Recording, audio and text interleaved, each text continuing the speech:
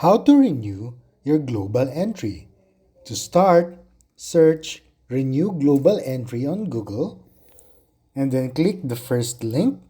So in here, you have the eligibility for global entry. Scroll it down until you see Renewing Global Entry Membership. Click the plus sign to expand, and then here you will be given instructions and steps on how to renew Global Entry Membership. So first thing that you need to do is to log on to the TTP website. So in here, you will be asked of the following programs. So let's see about the info in Global Entry. Click Get Started and then continue with your Global Entry application. So in here, click Consent and Continue.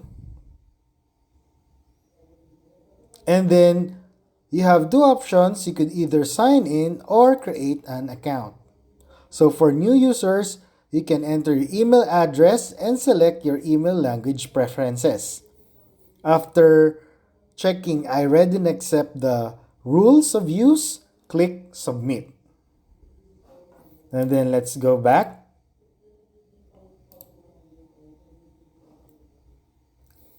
So in here, other steps. So from your dashboard, you would see select the Renew button.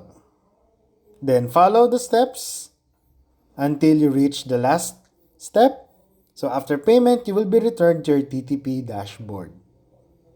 So that's it. That's how to renew global entry.